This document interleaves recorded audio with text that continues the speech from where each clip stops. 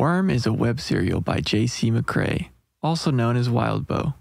You can read Worm in its original format by visiting parahumans.wordpress.com or donate to Wildbow's Patreon at patreon.com/wildbow. This story isn't intended for young or sensitive readers. Readers who are on the lookout for trigger warnings are advised to give Worm a pass. For a complete list, check the description for all of Worm's trigger warnings.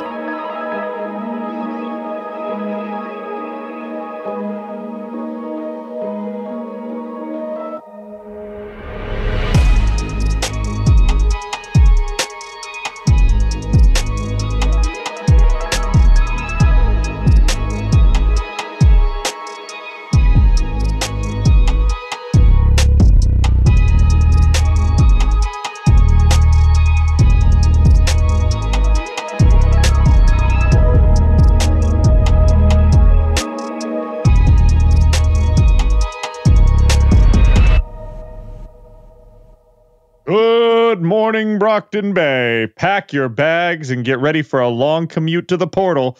It's Arc 27 Extinction. Oh, shit. Although you did miss a golden opportunity to say goodbye, UK. Oh, Michael, Talk about I'm going to need you to It's gone. wind it back. Brexit from existence. I'm going to start using that from now on. That goes up there with I'm going to self-employ as a full-time ghost. Yes. That's one of my favorites I've ever heard. That's a good one. That's a good one. And right up there is, I think I'm going to Brexit from life.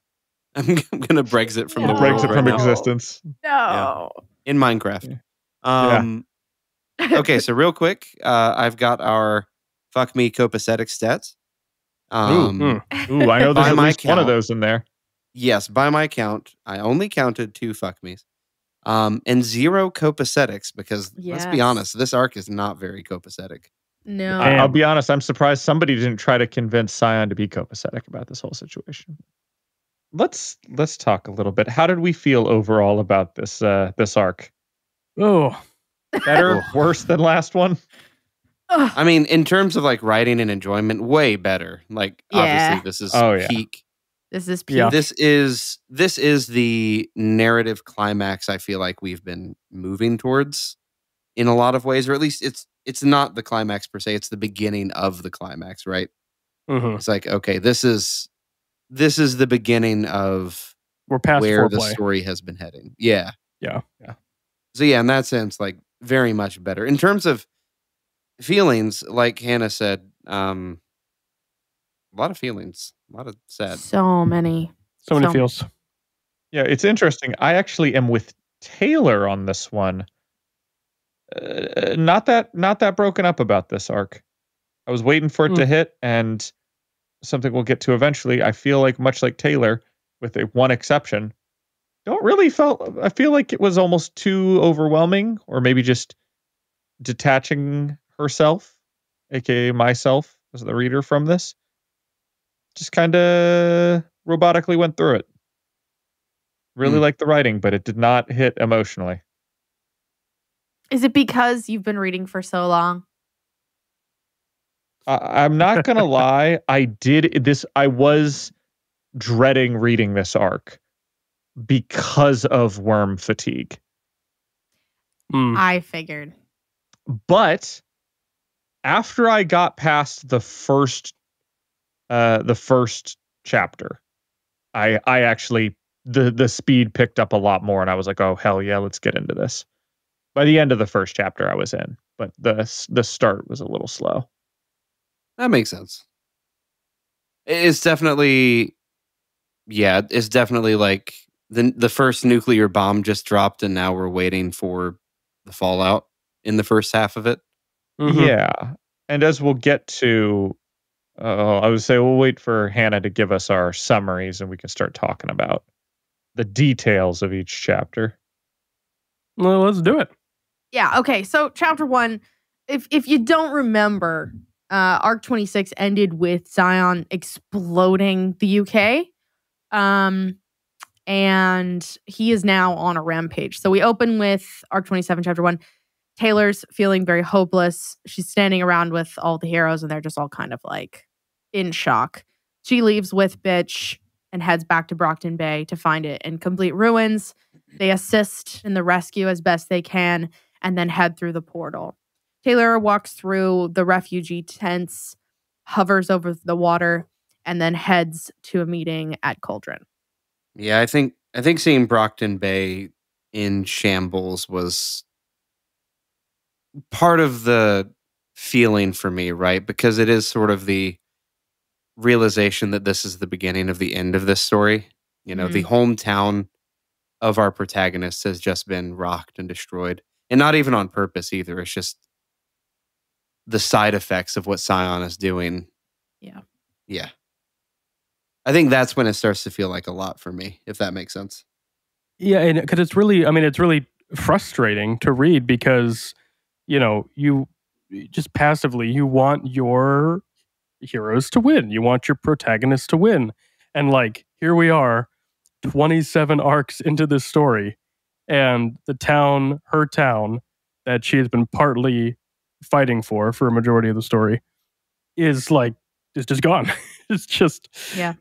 She's lost. Like, in a sense, she's already lost. And that's like really frustrating to read. It's like angry. It makes me angry to read that. It's so unsatisfying. Obviously the story's not over, but like, yeah, it hurts. It's hard to read. Yeah. She's like flying over, looking down, and like the docks are underwater, the boardwalk is underwater. Like even the tower that they've built around, you know, the portal has crumbled. Like everything is gone. And I didn't think I was gonna cry. I thought I'd moved past it. Yeah, no. I'm gonna say what Nick said, that it really does feel like we've had some hope. Like we've felt like maybe we could come out of this, like in the last arc going up against Jack, and feeling like there wasn't, like we weren't gonna come out of it, and then we did, and it was like it's everything. It worked. We did it, only to have everything just crumble. It's painful. Yeah. Yep. I think even before she heads back to Brockton Bay, when she's standing around and she's watching the other caves, I think seeing how they react is so, people that Taylor looks up to, that are, strong and, don't outwardly show signs of weakness, are just, crumpling to the ground because they just can't do it anymore. They're so tired of fighting. And then it's like what do you, all the wind is out of your sails and you can't, and like, oh man, Foyle and Parian just like leaning on each other and crying, like, oh man.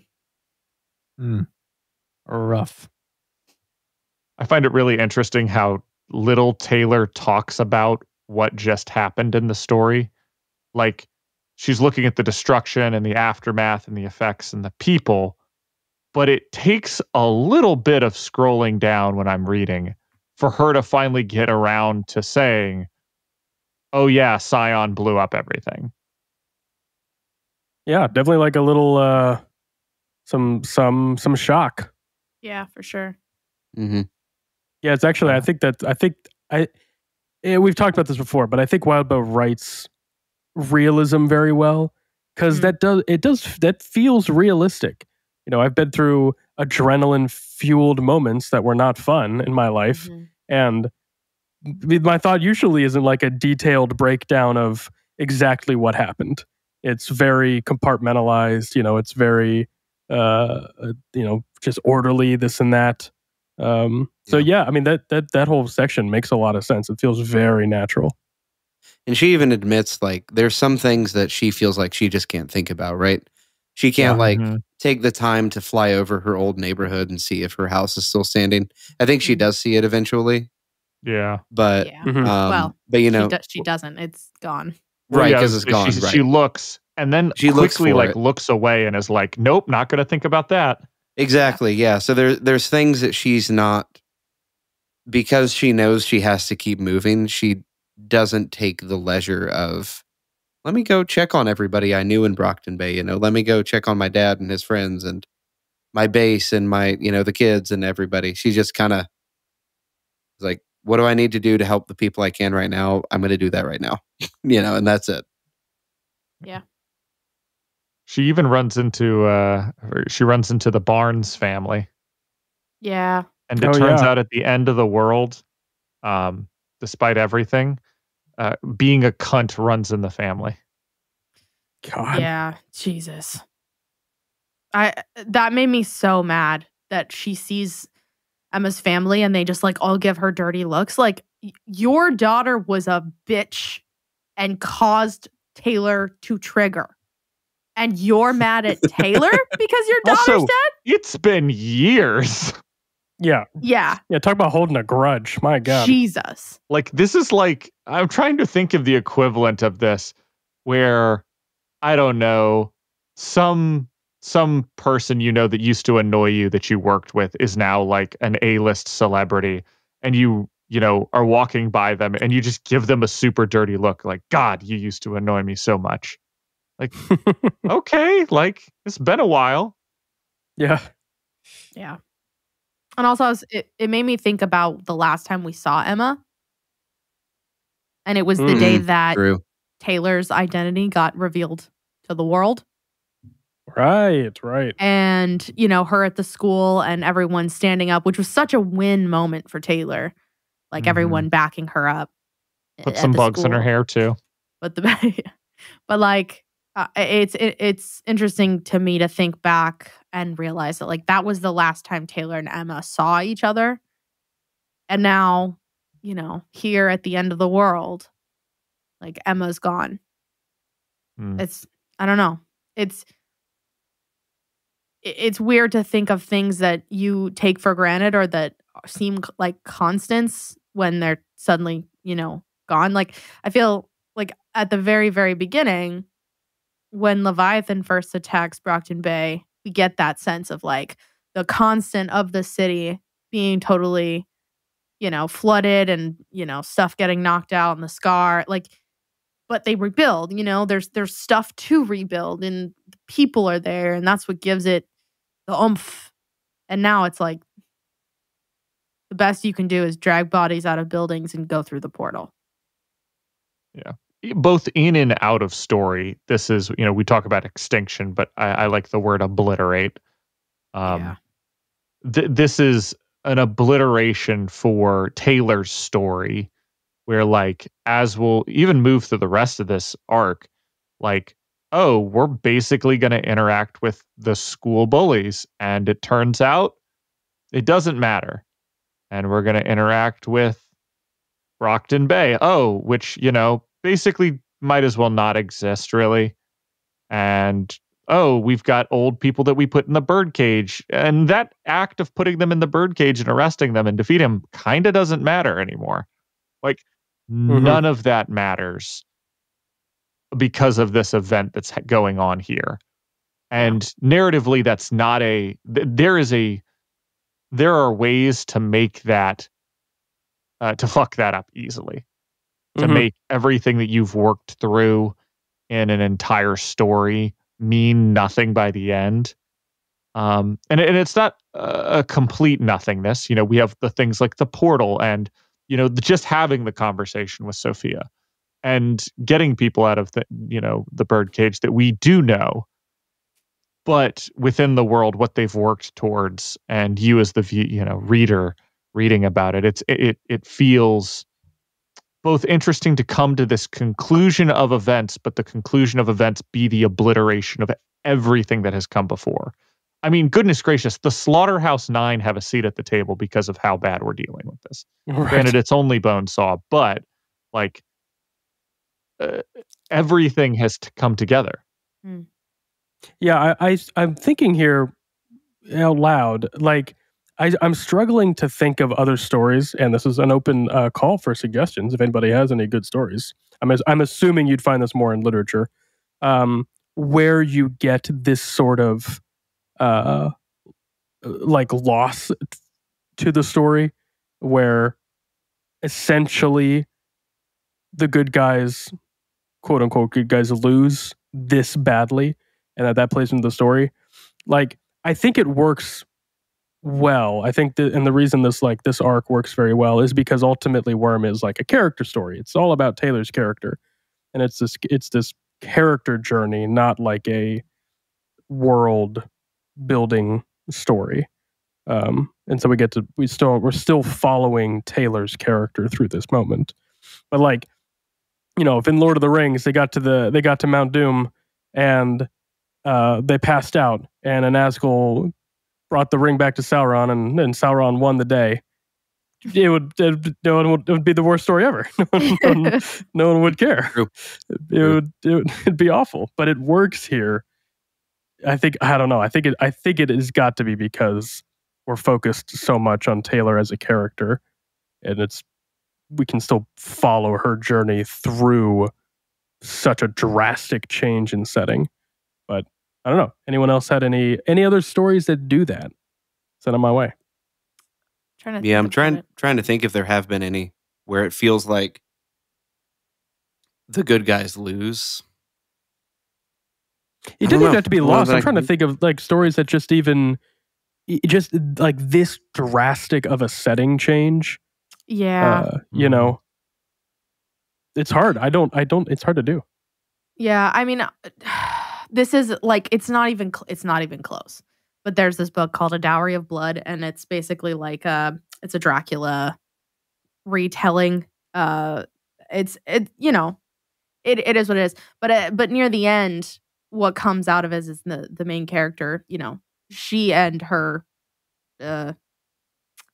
polycule murder Dracula, and it's like everything about their life is like over. Everything that they've built up to is done, and they have to like recover everything that they are and like what their family is because of like this huge change into their way of life and their dynamic and how they look at the world and like how they operate as a unit.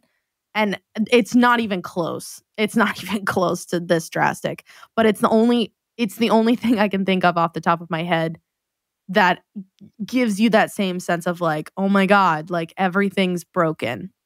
Yeah. Like, how do we come out of this? Like, what do we do now? Because it doesn't feel like we can do anything other than just lay down and die. Yeah. I do love that Worm now fits into that category of story that says, hey, it's like your classic JRPG story, right?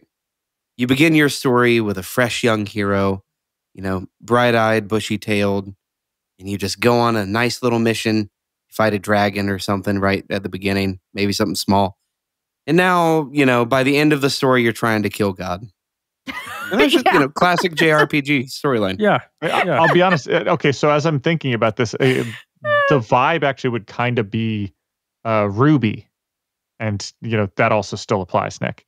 But Ruby, for 3 seasons, you are set at the school, having a good time, but there's a bad guy, you fight a few monsters, and you defeat the baddos, and then in the 3rd season, slight spoilers, everything goes to shit in the back half of that season. Like the last 2 or 3 episodes, shit goes downhill so fast, and you think that at some point in time we're going to have the heroic recovery of some kind. And the answer is it doesn't. It just keeps getting worse. And then seasons 4 through, I'll be honest, I stopped watching, I think before the final season or something. It's just them trying to recover from that. Like, it's part of why I really like that when that happens in the story is because things just go so wrong, so hard to such a degree that the rest of the story has to be about picking up the pieces afterwards. I think that makes a very interesting story. I think that would probably qualify for something like this. Yeah, It makes close. sense. I could see that. Yeah. That is close. It's not nearly the same scale, of course, but I do feel like similarly, the last Harry Potter book kind of had a similar vibe where first 6 books, it's all in the school. Into the 6th book, Harry leaves Hogwarts, and you can tell us kind of for the last time. And then book 7, most of it takes place all around England, right? Not even focused on Hogwarts really until the very end. So, and it is kind of a similar feeling where you get back to Hogwarts after everything that's happened, and you're like, "Oh, this isn't the same school Harry went to 2 years ago, 3 years ago." You know. Mm.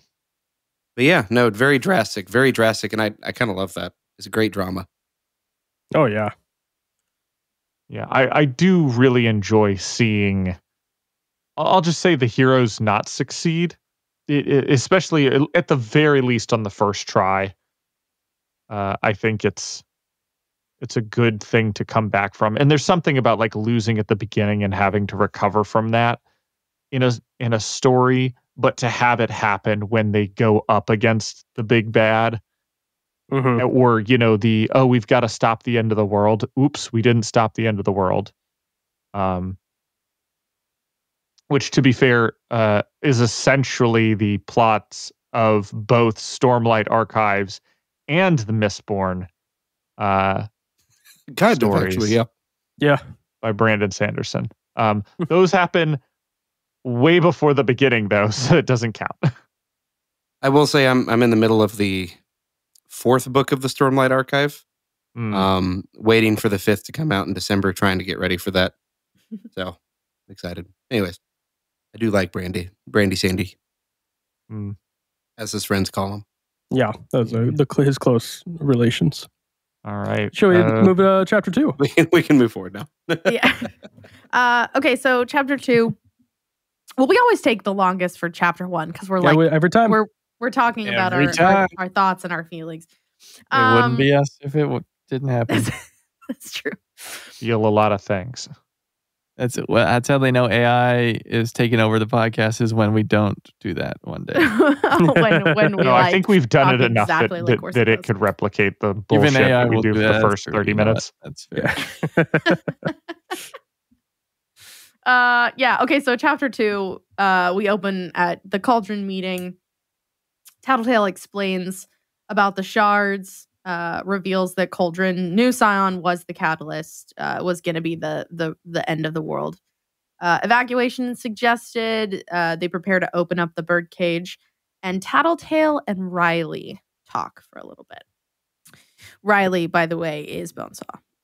Is Bonesaw. Yes, yes. So right off the bat, Taylor's like, "Oh my gosh, Dinah Alcott is hanging out with Faultline? That's so weird."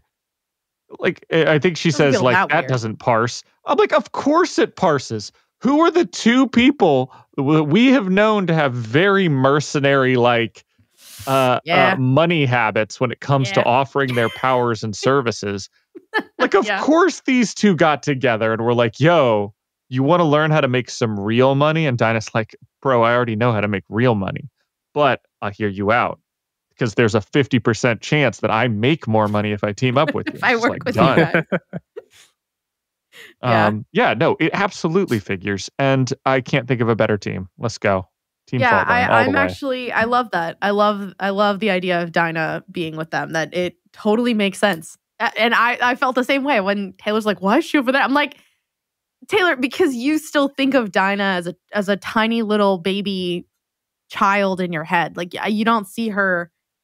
I don't know. I feel like I see her differently because of the interludes in the last arc with Golem and her on the in his head, like giving the blues and reds. Like, I feel like my perspective of her changed because of that, and it makes sense to see her with Faultline's crew. I like it. I like the idea of her being a contracted cape. I think that's very fun. Really, the only thing I have a mystery over is I really want to know how they met and how that conversation went. Oh yeah. Oh, I would love that interlude. That would be fun. Making A little- notes for dissecting. A little off topic from the Mhm. end of the world stuff. Or but- perhaps reconstructing or whatever we decide. Yes. Sorry. I love all the noises we all just made right there. You can always tell when Michael's making a mental note of sound bites he's going to clip. Mhm. Oh, The real reason to become a patron and join the Discord. that's true. You get all the fun, sound bites. all the Yeah. sound. And all of our excerpts that we some of they don't make them in, and we pull them out, and we make little bites out of them. We send them straight to the patrons. They get them. Little- They num num little num num. snacks. They eat them Straight right to up. patrons. Oh, Khalifa Anywho. DePero is back. Oh, the dog man? Leaf of the Perro. Yes. King my of the favorite. I do dogs. love him. Come on. The luchador, bro. With the fur. He's got the boots with the fur. boots with the fur.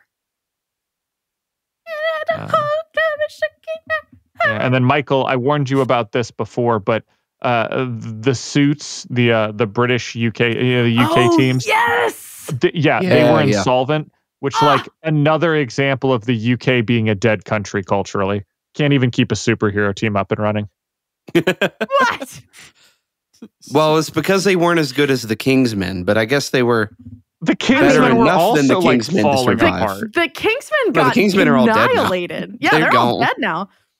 The suits are still fairly functional. There's 8. What did she say? Only 3 of the But what do you 8 mean leaders weren't functional? there? Like alive? I'm functional. It doesn't make me a good hero, but I'm still probably better than the suits. Look, if you're alive, you're in the you're in the minority already. Okay. Goodness gracious, sorry. True. All I'm saying is, okay, who would win? American Earth Aleph heroes or suits? UK Earth Bet heroes? Discuss amongst yourselves. I mean, it's the UK bet heroes, except at least the You live think ones. a bunch of guys with waiter Listen. pants going, "Oi, bruv, stop in the name of the Queen of England," is gonna stop good old first of hero all, man? First of all, that just shows how little you know about England. Yeah, we got 33 England bros over here, so chill. Yeah, chill, bro. Chill. Don't you mean bruv? I just said, bro. Chill, bro. Chill, bruv. Okay. All right. Oh yeah. Oh yeah. No. We talked about this before. The group, the Kingsmen. I stand by my point. Double stand by my point. I'll double down. Oh no. They were what a reliant surprise. on anonymous donations from Cauldron to stay afloat. Was it Cauldron or was it the PRT? It was Cauldron. They were trying to break away from the PRT to go on their own, but they couldn't afford to. Okay. So they're poor, all right? Make fun of the poor. It's fine. The boys. Yeah, interlude 21X. The Kingsmen were in debt. Easy enough to manage an anonymous a donation, keep them afloat for another 2 months. Oh my gosh. Oh, Okay, let's we see. get your points. What's our biggest problems from 20X? Oh, the CUI. The suits and Kingsmen will cooperate because they have to. Oh, Does it just bullying people with our own money doesn't make us better than them, Alan? I don't know if you know this. I don't know what you're talking about. Like, all I'm saying is remember July 4th. All right, We dumped that let's move tea on. into the harbor. Oh my God. Yeah, no, there's a lot of stuff that's happening here. Yeah, this whole conversation is fascinating to me solely in the sense of just seeing so many people represented, so many groups. I will say one criticism that I know that I've heard about Worm is that it is obviously very American centric with an American protagonist, and it does kind of feels feel like Canadian a lot of the times. I'm not gonna lie. Yeah, in the sense that, well, I'll say this: it's very North American centric, right? We don't really see much of like what's going on in Africa, what's going on in Europe. We mostly hear about it third hand, and then we get the Yangban as sort of the what's going on in Asia, I guess. But what I do like about this scene is that this does feel like a worldwide collection of heroes. Seems like there's a bunch of teams Taylor doesn't even know, which is cool. And just kind of seeing all the different groups that do exist, even though we don't, even though we don't get to see them normally. Obviously, some fan favorites are back. Mordnog, the what's the Indian group called? The Thonda. The Thonda. Yeah, I'd love them. And then we've got Riley here, which I do like this as a conclusion to her interlude. We do kind of get to see that connection back to that interlude of, okay, if Jack is captured, I'm going to be good, right? Kind of trying to right switch sides and help. Yeah. Yeah. It feels very like, I might have skimmed over if they kind of talked about the setting, but you get the sense that this is sort of like a little forward operating base kind of thing. I'm imagining like a bunch of pop-up tents, people running around, like getting organized, and it just kind of has that feeling of everybody is arriving and getting kind of on board. Imagine being a translator. Imagine if you got a translator power as a cape. And you're like, man, this sucks. I can't do anything. And then now it's my time to shine. Like, actually, you're going to sit in on the big meeting. Dog guy has a translator because he doesn't speak English. Right. There's a couple of them out there, I think. So yeah, it's interesting. This episode of the Brockton Bay Book Club is sponsored by Maid Marian. Maid Marian creates custom cottagecore and run fair clothing designed for every body. Whether you're looking for a lace-up bodice, rustic apron and pinafore, or ethereal dresses, you'll find items customized for every individual's fit and design. All items are lovingly hand-sewn with attention to detail and a touch of whimsy. Visit Maid Marian today and transform your wardrobe with clothing that feels as enchanting as it looks. Find Maid Marian on Etsy at themaidmarian.etsy.com.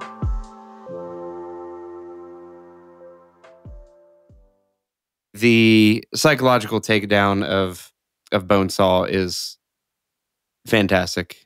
I did like that. So yeah, great conversation between Tattletale and Riley. They are sort of the emotional and psychological breakdown. Yes. But I really enjoyed this because Bonesaw is terrible. Yeah, she kind of deserves it. Although, you know what I will say though, real quick. Sorry, Hannah, but I will say real quick. My favorite part of it is that the thing that gets her the most is Tattletale basically calling her unoriginal.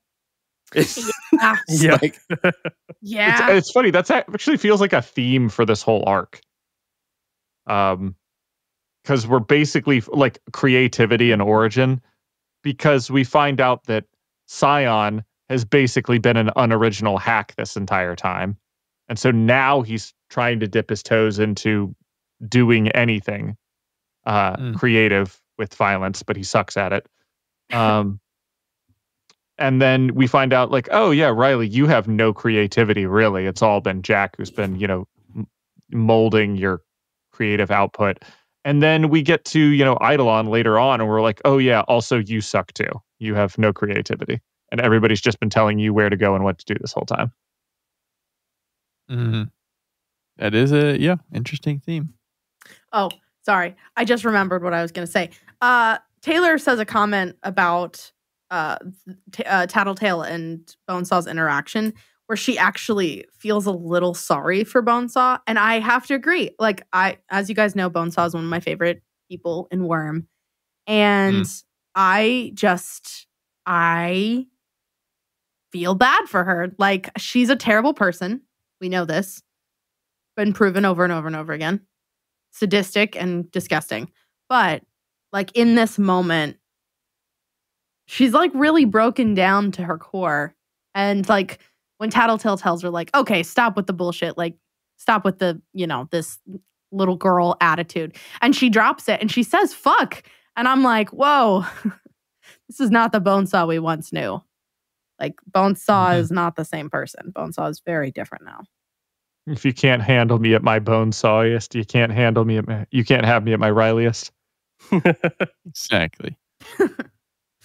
But yeah, I find that interesting. Like she's so kind of broken down, like with the idea that maybe she wasn't all that inventive. Like maybe she really was just a pawn in Jack's game. And Yeah. yeah. Yeah, it's definitely. And I mean, I do feel bad for her, I think solely because we do have the advantage of her interlude in knowing just how messed up everything that she went Yes. through is. Yeah. Like, I don't know. There's something to that, I think, of just like, oh, yeah. Yeah, that was awful. That's awful. I don't know. Yeah. It's rough. Good writing. Yeah, it is. Oh, yeah, for sure. Chapter 3? Yes, Oh, chapter wait, 3. Hold on. I've got more. Sveta and Weld are an item. We talk about them. Oh, Ooh. yes. Oh, yeah. That was actually really cool. Sveta and Weld. I do Yes. like that combination. Amazing. Good work. Hell yeah. Good work.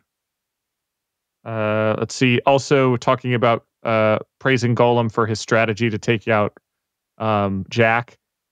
It's like, to which I wrote down, yes, a cape's worst enemy, the competent non-cape. And then Saint, you dumb motherfucker. Teachers already got you in the bag. Oh, yeah. Yeah. I will say that thinks that he's little smart. interaction with Defiant and what's his face is so Saint is so like it hits you because he's going off and then Tattletale's like, oh, he muted you. And it's like, oh, you can like all of Defiance, bluster is kind of like stopped. It's like, oh. I did kind of like that in a way. Like, Yeah. Saint's That an was- asshole, but I did love that. Like, Yeah. please stop. He muted you like forever ago, dude. Yeah. Like, shut the fuck up, man. Saint is what happens when Mark Zuckerberg does nothing but watch the Terminator movies for like a year. Again, though, it was the risk versus reward thing. And we talked about that when he did it, right? It was and that's again, all of this is all of that, right? Cauldron knew that Scion was the catalyst, but they had this hope that by not telling people, it would be better, like that was their understanding of risk versus reward. And I feel like ultimately this is all just a great reflection of thoughts that Taylor's been having, right? And this is why I think Taylor begins to kind of accept it as like, no, it kind of makes sense that Cauldron would act this way, actually. I kind of agree with them in a weird way. Yep. Yeah, I don't know. It's cool. It's cool. It is. Mhm. Cauldron is a group that I have never, well, obviously morally I don't like them. I have never questioned their process. They're like, no, they know what they're doing. Yeah. I mean, when they hit you like we already saved the world once. they're Yeah, like, that was a big reveal. Shoot, you guys are much bigger picture than any of these motherfuckers. Yeah. We've been doing this on the reg. Yeah. Do you understand that we make powers? Have they revealed Yeah. how they make powers yet or not yet? No. Not Not yet. yet, right? not. Okay. I mean, we know that because they've talked about the experimentation, but like we don't know anything other than that. Yeah, we don't. Yeah. Yeah. And there's juice. You drink the Kool-Aid. Literally. They do have the juice. What flavor do you think their concoctions are? Cherry. Blue raspberry. Ugh, Ooh. I was going to go for like a Interesting black choices. licorice. Ooh. No, that's I feel like that would be No, accurate. they pull out the black licorice. You know you're about to case 53. Listen, I know you guys don't have kids, so you probably haven't tasted kids' medicine too recently, but it has gotten better. So I Oh, was the getting taste like never cherry leaves. ibuprofen vibes. yeah. Okay. Ooh. I Yeah, mean, I assume it's better, absolutely. but like I'd be down for a grape ibuprofen. Imagine if it's just like a chocolate milkshake. You just slide it over. And just slurp this down. No, I mean they Right, ever describe right. the experience as painful. So what I think of is the the Happy Meal milkshake challenge No. drink is what I'm thinking. the Happy Shake. Oh, gross. Oh, The Happy For Shake. For those of Dang, you who nothing don't happy know, about it. I once worked in youth ministry, and I both had this done to me and did this to other people, continuing the cycle of violence. What you do is you order a Happy Meal with Sprite as the drink usually, Blech. and then you pour everything except for the plastic toy into a blender and blend that shit up. It is by far probably the worst thing I've ever tasted or had in my mouth. The carbonation of the Sprite mixed with the chunkiness of the Blech. French fries Blech. is intolerable. deep apologies to anyone currently eating. Bonesaw wouldn't do that shit to people. You're probably right. Contessa has her little thing where she just stops and is like, you need to go back to your group. And then Imp appears and like walks over dejected. Yeah. And I That was love good. the explanation that Contessa just all the time asks questions before she's about to go anywhere about strangers to Yeah. see if there's just strangers fucking with her. Yeah. She's so cool. She's so cool.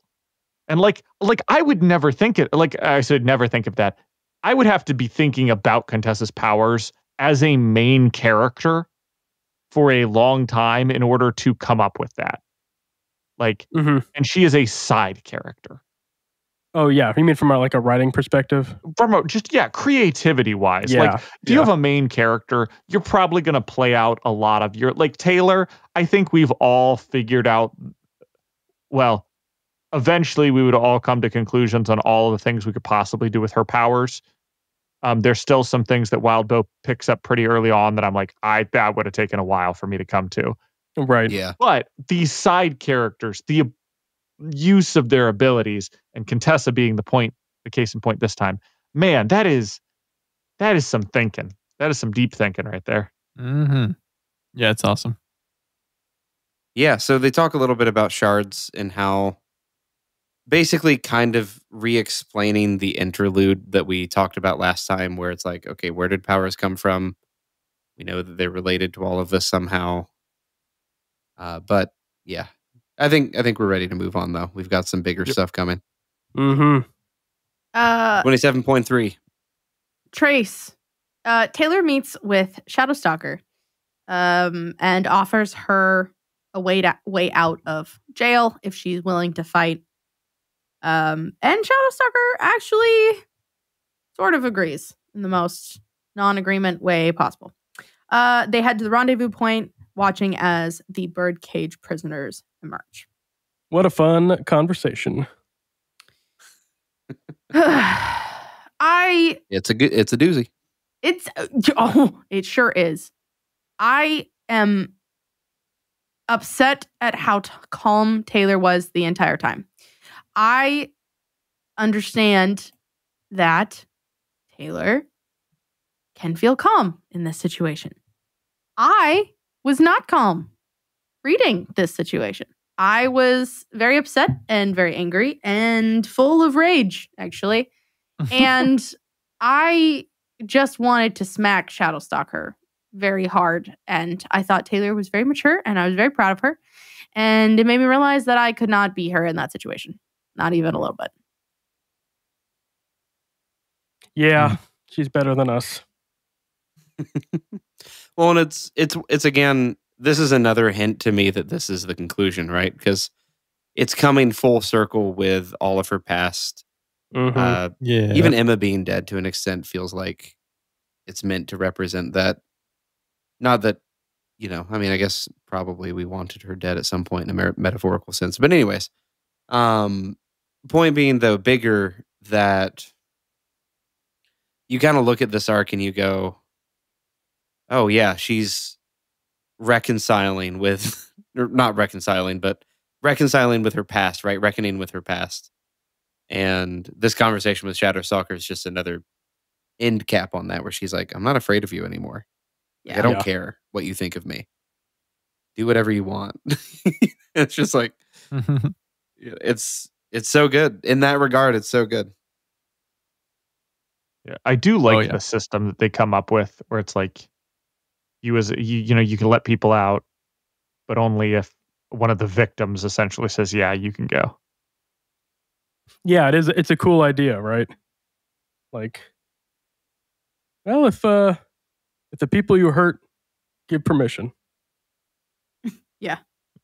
But yeah, I agree with you also that Taylor is so detached and robotic this entire conversation, which seems to fall in line with like, I don't know. She has these weird swings in this whole arc where she goes from being like concentrated on the destruction to detached and like logical through the next couple of chapters, and then back into like, I don't know, frenzied in the moment panic. It's neither good nor bad. It's just really interesting. I think it's like the most we've seen her defeated. Because like even when she's on her back foot through a lot of the other arcs, she still has a plan, or she has a tactic, or she takes a minute to kind of reevaluate. And like throughout this arc, she's fully in where we just gotta do what we gotta do. And there's very little in the way of like her typical planning and everything like that. So it's just her base sort of survival instinct. And we know that she, kicks off a lot of her emotion to her bugs as well. So take away the tactics, take away the emotion, and she's just one foot in front of the other. Yeah. What do you guys think of the all the birdcage prisoners coming out? Pretty cool. Some I interesting loved listening to the descriptions of all of them. Yeah, that was fun. Some fun characters. We're definitely getting into the part of the book where there's so many capes now, it's hard to keep track of them all. Yeah. But it's still fun to hear the description. I don't even because I don't remember people's names, but the girl who had like all the X's that went a little Ingenue. I think that's pretty cool. Heads up, that might be my favorite cape of the arc, but Hey, I liked Gavel coming out, serial killer, mostly because but only because I remembered his name from when I read the story, 8 years ago now, and in my mind, I knew he had a gavel as a weapon, and in my mind, I don't know why, but his costume was like an old timey judge with like the powdered wig and everything. and reading it now, I was like, oh no, wait, I don't know where that came from. But that ain't it at all. I was a little sad. No, I think there's a freedom. For those of you who know the video game Freedom Force, I think there's a character named something to do with like law. No, not law. Order. Order is just has the giant gavel, and his blind companion Law, who looks like the law but with the sword and everything. So yeah. Law and Order. Look those up for Freedom Force characters. Nice. Just the most stereotypical. Oh, sorry. That was it. Yeah. That's awesome. Gavel is the one who is the reason why the rule about secret identities exists, right? Like that rule about not going over after families and stuff. Yes. Yep. Yes, because that's what he used to do. It's like he would go after his victims' families, like break them down mentally. Break them apart. Yeah, exactly. You bad dude. Yeah. And that's why everybody hates the Punisher. Everybody hates the Punisher until they need the Punisher. Nobody needs the Punisher. That's why they kicked you. In Civil War, that's why both sides kicked you out. Frank Castle. You can go back to your Frank White Castle and get fat. Doesn't in Civil War, doesn't he like break the rules and just like kill two bad guys? Yeah, he's with the underground movement. They bring the bad guys and they're like, all right, guys, we've got people to help. He shoots two of them in the head, and they're like, and Captain America's like, Frank, I'm going to kill you if you do not leave right now. Nobody wants you. I'm surprised we didn't Um, get anything like that here. Birdcage prisoners come out and none of them get got by some vigilante. I mean, there's the one guy who like sees acid bath and is like starts shaking. Yeah, true. Came close. You know, probably more PTSD from something that acid bath did and that he saw. But yeah, I'm surprised something didn't break out. Yeah. So we've got Lustrum is the feminist whose yeah. heroes emasculated men went too far. Whose Taylor's mom was part of in college. Right? Oh, Yeah. yeah, Let they us dropped not that forget. Back Yeah. before, little tidbit. Yeah. Yeah. That she was part of the group in college before things got like real crazy. The more you find out about your parents, you know, Yeah. Jesus. The more we find out about Taylor's parents. it's like finding out your parents were part of the Moonies or something. Yeah. Crane the Harmonious. That's We an don't really interesting- find Great out name. much about. But she walks up to a hero and kisses him. So there's some speculation that he might be her son or something. They get real close though. Yeah. Well, maybe not then. She The kisses kiss was him on the prolonged to the point that it was forehead, and past then they weird. like hug for a really weirdly long time, and then she like turns around so that her back is against his chest, and they just like hover very close together for Yeah, an uncomfortably long that's amount of true. time. Yeah, string theory Well, and no, she lab kisses him rat, on the head we'll for talk a more very about long time, later. and then she hangs out next to one of the people that she came with. I thought Maybe. it was worded a little weird.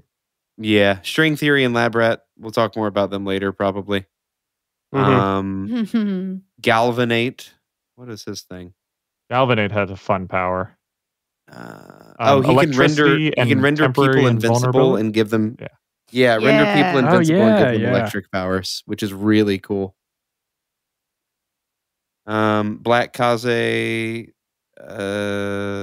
Yeah, Black Deserve Kaze's invest- got another fun one. Yeah. Well, it doesn't really say her power; just says that she probably has killed tens of thousands of people. That's exciting. Yeah. So also, as I'm reading up, there's a lot of background stuff for Crane the Harmonious that is all just Wild Bow on Space Battles forums, and it's a lot of her kidnapping children, and then a lot of basically she's a martial arts cult leader. Oh, interesting. But yeah, very abusive, very emotionally abusive and all that. Yeah. Ingenue, we talked about a bit already. Who immediately approaches Chevalier, which I think is fantastic. Yeah. She saw the size of his cannon blade, and she was like, She knew. Yeah. He went straight for him. Beeline. Marquis, of course, as well as Panacea. Yeah. Yes. Oh, that was a sad moment when Taylor's like looking at them and they're like sitting together and she feels like the pang of jealousy of like, I wish that I could sit and talk with my dad right now. Like, oh. Yeah. Teacher, of course, as well, and then Glycigwinye. What a character. She's definitely fucking one love I'm her. like, oh yeah. Yeah. Oh, yeah. Fantastic Oh, yeah. character. She's one of my Oh, and favorites. Lung is back too. Oh, of course. Lung, Lung. yeah. Get out of here, buddy. Who's like forget super Lung. buddy with Panacea, which like we already knew, but I love Yeah. that. Probably because Panacea gave him his balls back. That's my headcanon. love it. Probably. Oh my gosh. And she's got like tattoos now too. She's like Yeah, gone she's full she's prison Yeah, I prison love it. member. doesn't Oh, stop her God. from being a little bitch, though. yeah, you know. I love that we're like, oh, she's got tattoos. Maybe she's grown up. Maybe, not to say that prison reforms anyone, but like maybe being in there with her dad has given her a little perspective on life. And then like immediately she starts interacting with people and you're like, no, I can tell. Wait, who does she interact with? Oh, and maybe this is Taylor being judgy, but from what I remember, she like sees her and like the way that she's interacted with people, and the vibe I got from reading was just like, nope, she's still super insecure and has not learned a damn thing. I do love this is one of our two fuck me's in this arc is Panacea looking at Bonesaw. Yeah. Yes. Because doesn't she look at Taylor and go like, fuck me, and then looks over and sees Bonesaw? I was like, fuck me. Well, no, she just says what to Taylor because she sees Taylor and Sophia standing relatively close to Taylor, and it's just like, Yeah. But no, she doesn't say the fuck me until she sees Bonesaw. Gotcha. God. Absolutely fantastic too. Yeah. Oh man. Next one. And then moving on. Sure. All right. So chapter 4, the Queen Administrator has a chat with the Queen of the Fairy. Love that. That was fun. The heroes gather and attack in stages.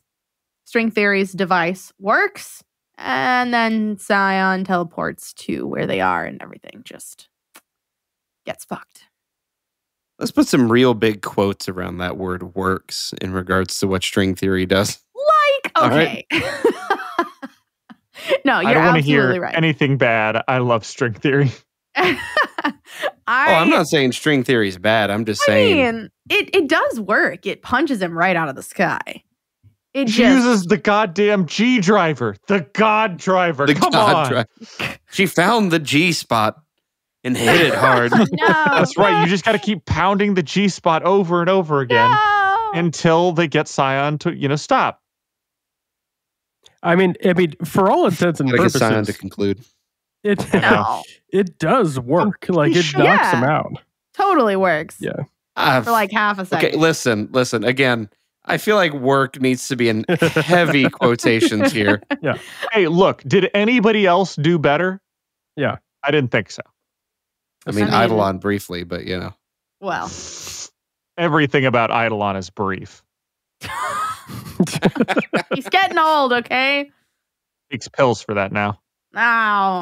No, he got cut off, remember? Yeah. He got cut Hey, off. guys, I can cut Doesn't even the have the sour pills boost anymore. anytime I choose. I just choose not to. I love how convoluted their plan is, but like it makes sense. Like the whole breaking up into groups and attacking from different angles, and the base is going to be on a separate Earth, and like everything to just sort of it feels like as good a plan as you could create to attack a god. Right. Yeah. And and even that doesn't work. I was going to say, and all that did was like buy them 10 minutes? Yeah. Yeah, I do love that they're like, man, he's we keep him on that other world, we're safe, and then he just so appears. Stupid. It's so stupid. Like, did they not? Anyways. Well, I think it's funny because a lot of this at this point is for a lot of them just realizing how powerful he is. Because up until this point, he can hold his own against the Endbringers, pretty much unfazed.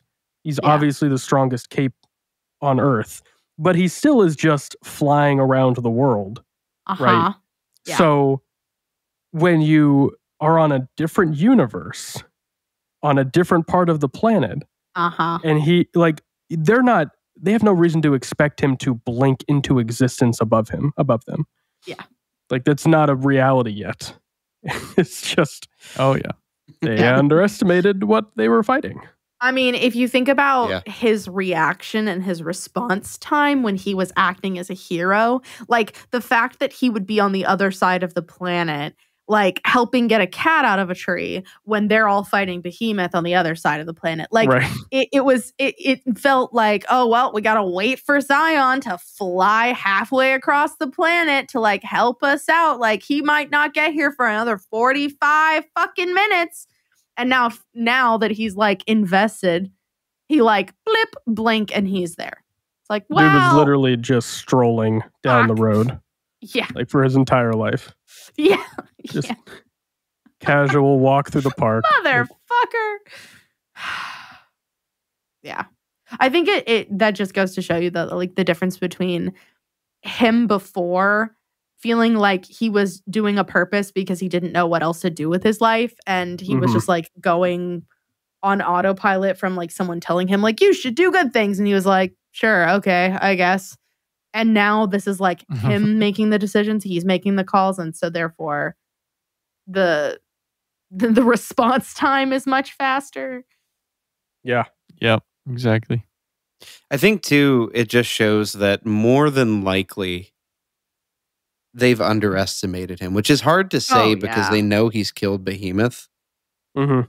But I do think that, I think they've just underestimated him. Like they thought that he was like them, just super strong, but he's obviously not.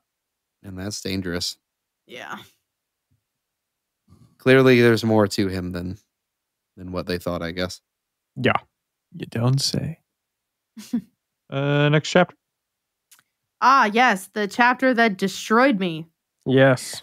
If you're a patron, you got to see my picture of myself that I posted earlier today of the absolute black tracks of tears pouring down my face because I forgot I had mascara on and was bawling my eyes out.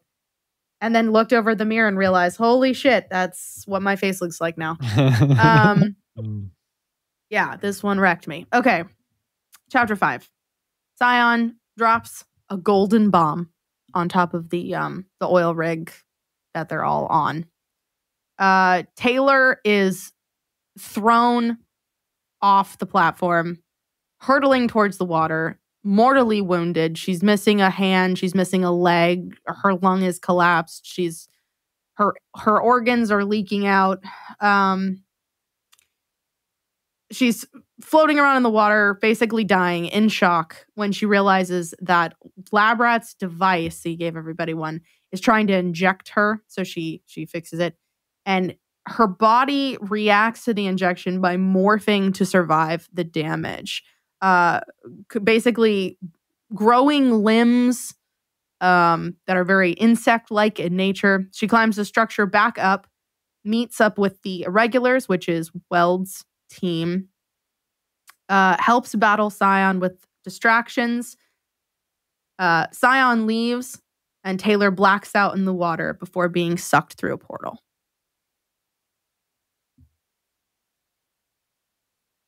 Damn. Yeah, it's Hannah, what got this? What got you this episode? Oh, I mean, I can already feel it again. So I'm so glad you asked. So we've talked before about Hannah's wormentia, just not remembering things, and that's where we're at. We're at the part now where I don't remember. I don't know how the story ends. I actually did remember the oil rig and Sveta and Weld, but I didn't know when that happened, and I didn't know what happened. I just knew that at some point we were going to be on an oil rig and be with Weld and Sveta. But this moment when Taylor is going into shock, she's falling, hurtling through the air. And this was, I think part of it was also it's just the way that Wildbow writes. But the sentences are short. They're very clipped. There's not a lot of extra explanation or flowery language. It's very much feels as if you're in Taylor's head as she's going into shock. And it's a lot of like, move arm, try to breathe, flip flight pack, angle towards water. And it's just like she's trying to survive and fight through the panic and the shock that her body is going through. And like her in the water, like the clouds of blood obscuring her vision, her choking, trying to breathe.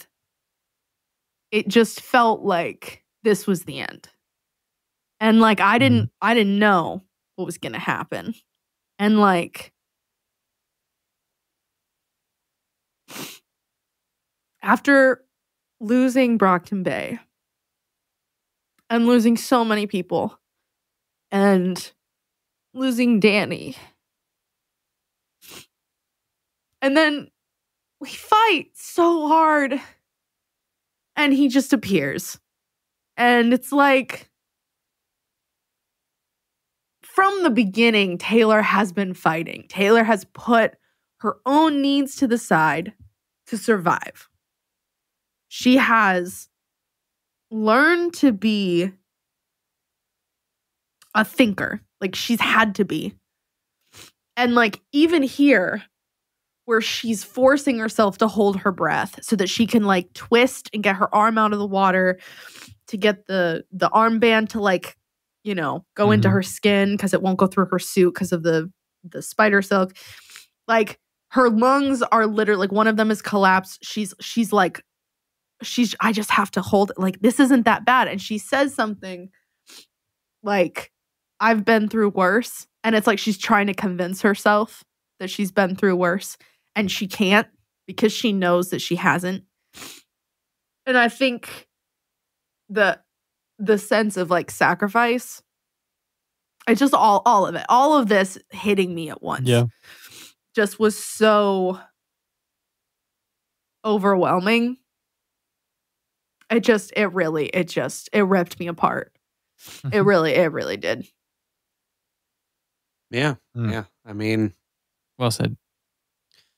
it's a big moment. And I think for me, visually, what got me was the description. She's like, I feel like I'm unraveling. Oh, that's my insides. Yeah. I was Oh like, my God. No. Oh no. Because I kind of forgot that she got this She gets close fucked to up. dying, Yeah. you know? Yeah. Yeah, Like, she gets blown up.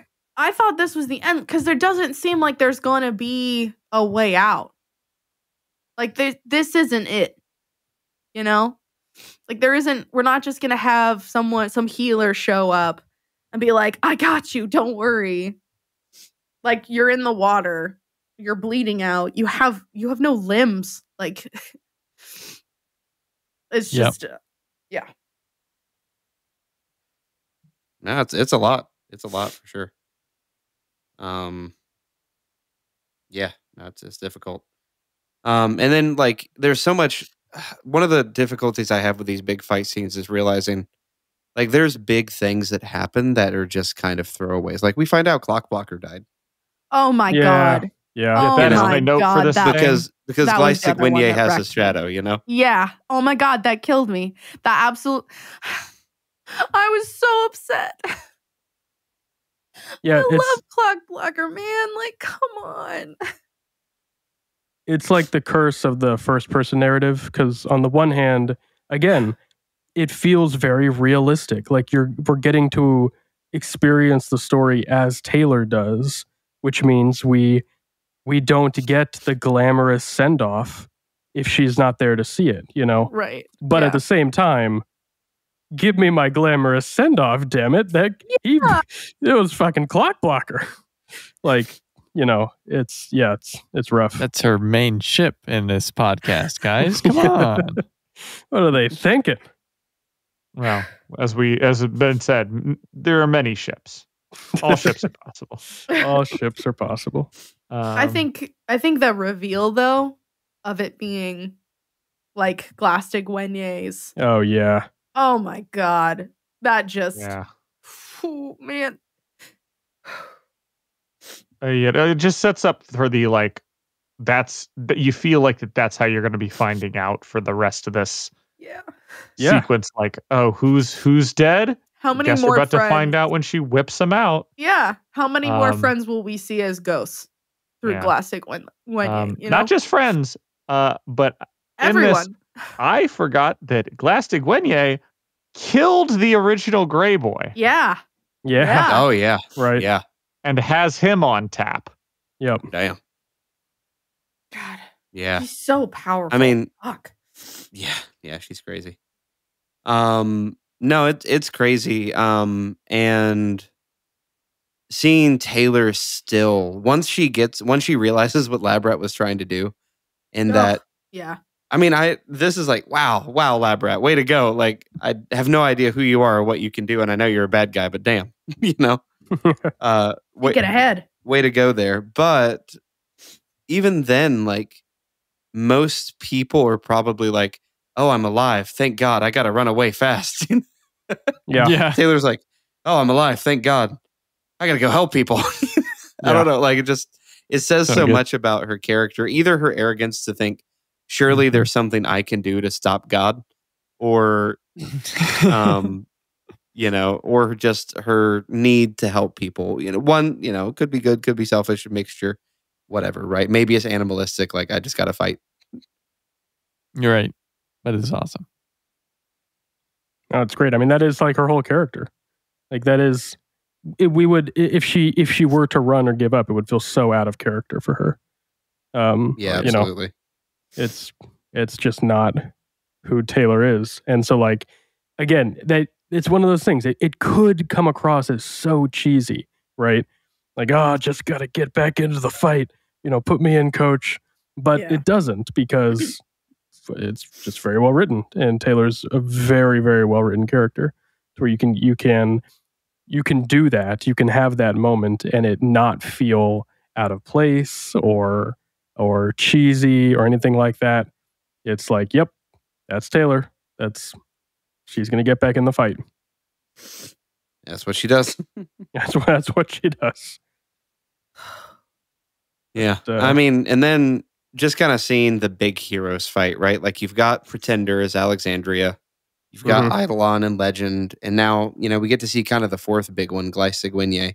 And it's just such a cool fight to see her in the fight. I think that's just really neat. Realizing just how it makes you kind of wonder, like, could the birdcage have really held her? Like, really? Yeah. Could it have? I have doubts. Did they ever say where the birdcage was? Because I've had theories, but I don't know if it's ever spelled out. It's under a mountain, right? They believe that it's in the middle of a deep, like, cave inside of a mountain, but there's also theories that it's been shrunk down as well. Oh, good old Ant-Man style. Yeah. Oh. There's theories about it, but that's not confirmed. I think that's just a suspicion people have. When they do the portal, if it was shrunk down, wouldn't they come out shrunken? Maybe Sorry, not necessarily. That makes sense. I don't know. I mean, I think the only reason that's thought is because I feel like teacher or somebody implies, like, it's not just that it's hard to escape from the birdcage, it's literally impossible, is the idea, Yeah. Well, right, because he does say something to that effect, like he tried to figure it out or something like that. And Yeah. Interesting. Yeah. I'm sure it's spelled out somewhere. Comments will correct us. Yeah. Probably. Man, any other thoughts on? I mean, we got a lot of thoughts, but any other immediate thoughts on chapter 5? Okay, so Sveta and Garat, or Sveta is Garat, and Yes, there's another one that's also ribbony. Matryoshka. Matryoshka. Yes. Okay. Very similar but different as well. Sveta is like the one who's permanently in the tendrils form. Yes. Matryoshka is the one who can turn into ribbons at will. Yes. Okay, cool. I think we definitely should talk a little bit about the Taylor Weld conversation, about what he says to her about being brave. And I feel like I have such an image of him from like when he was leading the wards in Brockton Bay, that like he's such a good leader, and I feel like he's like his character has broken down and changed so much after all like the cauldron reveal stuff, and now like he's with the irregulars, and like this moment here with Taylor as like he's fully expecting to go down with the ship, because he knows like I can't just walk across the ocean floor for indefinitely without music, which I love. That's his thing. Alone without music, until someone opens a portal and gets me back. Like I can't just walk across the floor, in the darkness. Yeah. like I really do love that little chat that he has with Taylor. Yeah, Weld's the best. Weld doesn't die here, does he? No. He's all right, right? Right? He survives here. Yeah. Okay. Don't say it like that, Jacob. Yeah, he makes it through this chapter. No. I honestly, like I genuinely can't remember what happens to him, so that's genuine. But he did survive this fight. Yes. Because, Okay. yeah. Okay. Good. Yeah. No, I got a little bit of the Wormnasia with some of these characters. So many. Oh, and the other thing I wanted to say before we end chapter 5, as Taylor is under the water for the second time in this chapter, and the stuff starts wearing off basically, and she starts dying again, and she looks up, and she sees this figure like hovering over her, watching her, and she realizes that it's Glace Gwenye, like smiling, like waiting for her to die, like not helping, not pulling her out, Like a just vulture. watching and waiting. I And do like- remember that. And then she feels the whoosh change in the water, and Glace Gwenye frowns, and then Taylor gets pulled through the portal, like she gets sucked in. Oh my gosh. Like, It's the That Yep. is Oh my God. amazing. like, oh, that was death right there. That was death smiling down at me. And I love that image, Holy. though. I think that's probably why I love Glace Gwenye so much. But like that, she's very unpredictable. She's very like, I won't say obsessed with death, but like she is like everyone comes to me in the end. Very, Yep. like the Grim Dang. Reaper. I love it. Yeah, I was gonna say very, very Grim Reaper, very Lady Death. Love that. Oh it's my great. gosh. Yeah, I need more of that. Anybody have Lady Death book recs? Let me know, please. That's what I need to read next. I just need more Glace Gwenye. the closest I know of is in Terry Pratchett's Discworld. Death is a recurring character. He is quite literally a Grim Reaper, and he speaks in all caps only. Love So it. he's very funny, Love it. I'll have to try that next. Why not? but not. I mean, it's not like. I mean, I anything love really Terry to do with- Pratchett. You know, So I do love Terry Pratchett. Monstrous Regiment is probably one of my favorite books I've read. Just the audiobook made me laugh out loud. Just as Aw. another recommendation. did you read the We Free Men? I haven't read We Free Men yet. Oh, it was so fun. Oh my gosh. Yeah, that one was a peach. Yeah, once I managed to finish the Stormlight Archive, I plan Oh, to go yeah. back to some Terry Pratchett stuff. Yeah. I feel like Worm takes up most of my reading time. I don't read a lot of other things beside Worm, or at least as much as I normally do. Worm like takes up all of my Yeah, that's valid. my mental Pretty long. reading space. It's like Worm and Smut. All right. The interludes. Yeah, the interludes. Oh, Yeah. Okay. So it's from Eidolon's perspective. As Eidolon fights Scion, he thinks back on what brought him to this point. We kind of have a present moments and flashbacks. His powers waning, the exposure of the triumvirate, Legend confronting them when he first got his power, meeting Dr. Mother for the first time. And then he learns to gain strength, and only for Scion to cut him down with 4 final words. And I'll just say the second interlude, the addendum, the longest line Scion has and the shortest arc. You needed worthy opponents. mic drop. Mm, Oof. what a mic drop. Yeah. I will. Holy shit. So before we get into this little interlude, because it is great, one funny little Easter egg is if you scroll down and look at the comments, Oh. people are like, "Wait, did you delete a line from this arc?" And so. And so I'm pretty sure what Wildbow did was he had those last 4 words at the end of the arc and then was like, wait, I've got an idea. I've got the best idea ever. And then he just And I love posted it that. as its own thing. Yeah. Exactly. I love love it. that. Hey, and then you know what? And then you've bought yourself another week. That's Yeah. true. Or another 2 days if you're a Monday, Wednesday, Friday poster. No, I think he posted it immediately, if I remember right. He didn't okay.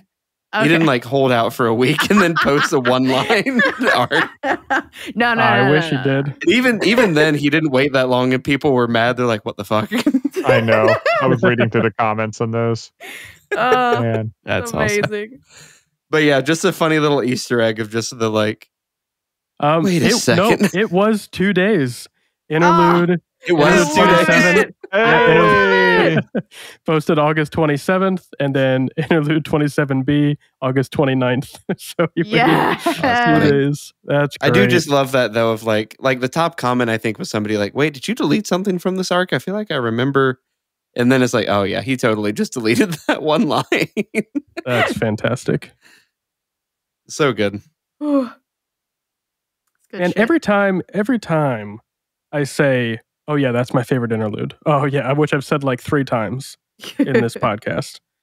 We hit another banger. And I Mhm. don't know if this was I don't think I'm going to say favorite, but damn. It's good. Yeah, it is. It was a pretty good one. Yeah, it's definitely not my favorite, but it is really good. His conversation with Glass Classic Dig Wenye. is all Yeah. pretty good. Okay, do you guys mind explaining to me what happened? Because Oh. I read it a couple of times, just the section where he's like figuring out, I guess, where he can suck powers. Take it away, Alan.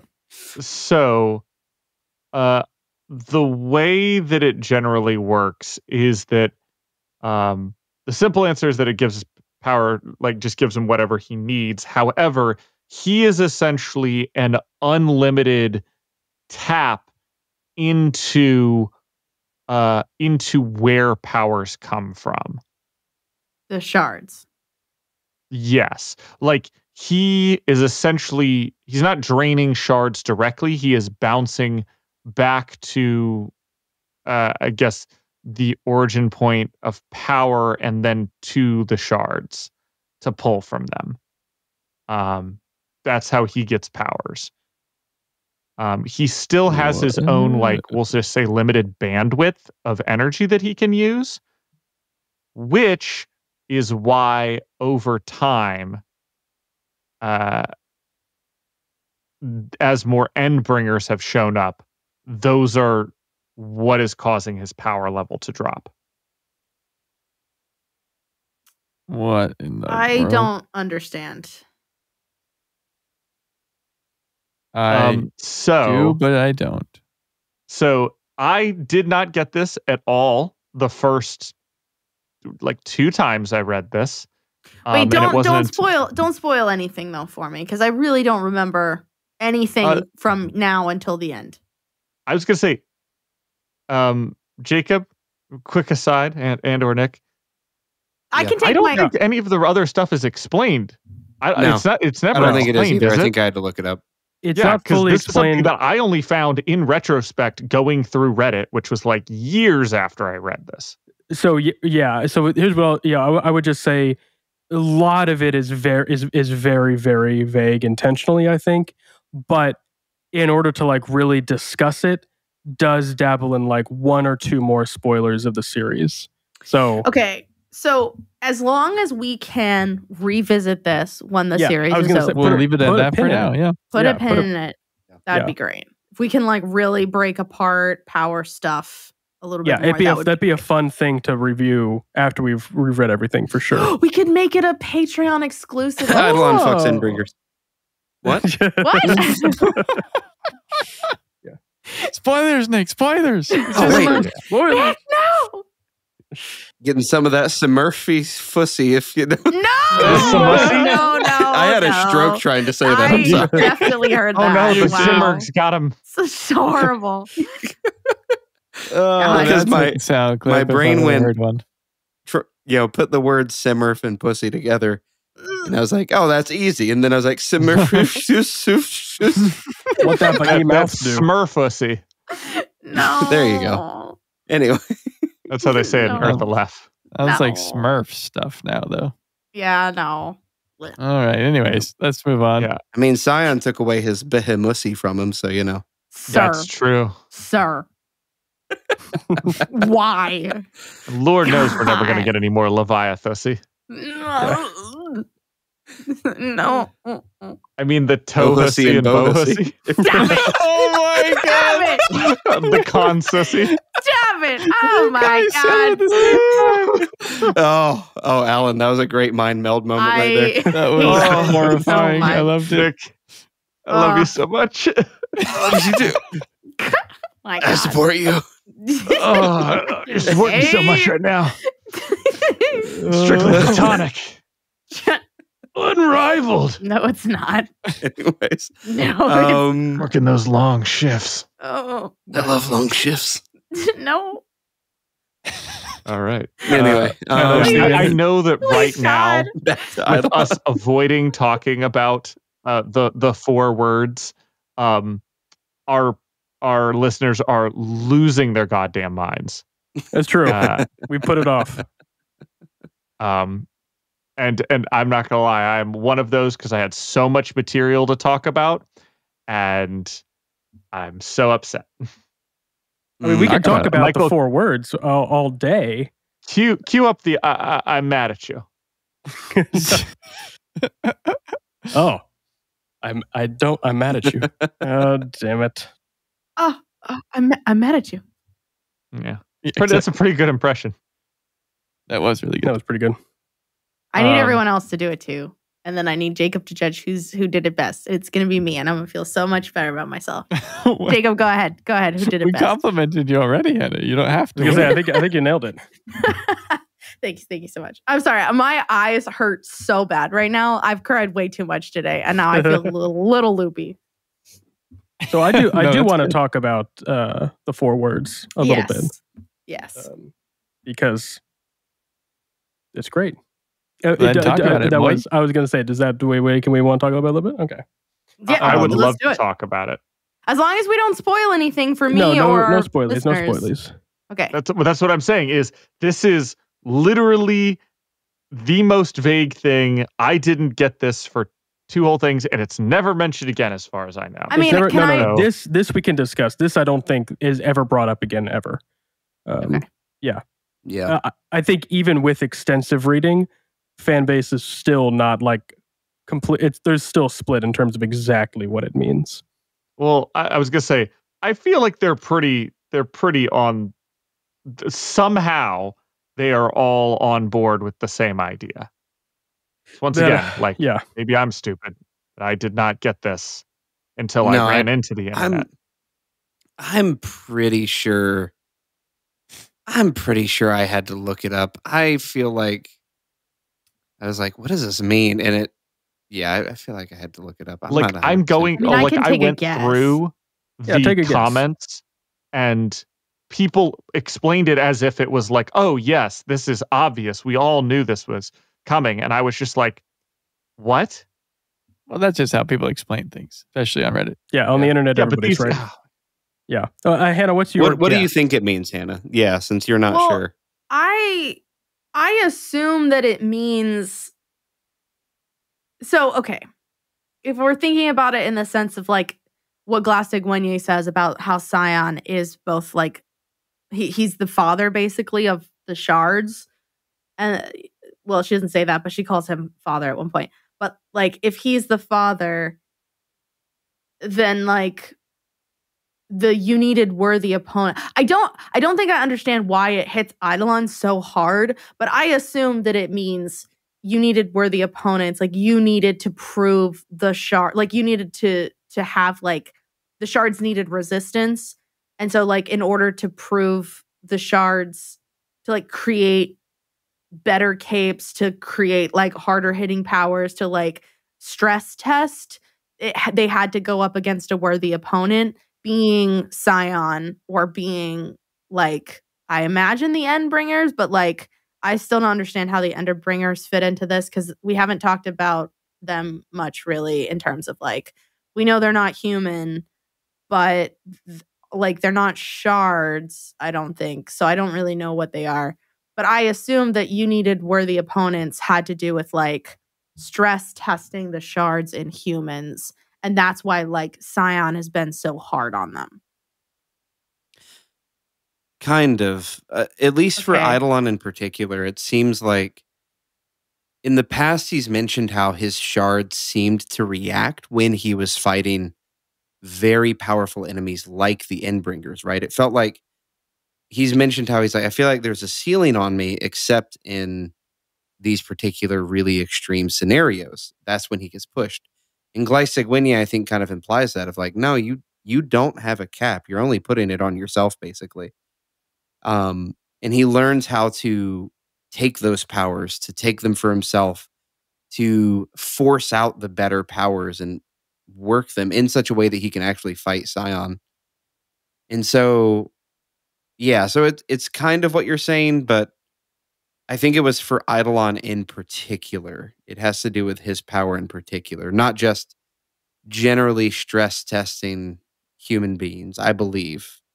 If I can if that's a decent explanation without spoiling anything. What do you guys think? Yeah. Well, let me give the information that we do know right now. And we're going to talk about this in terms of Scion.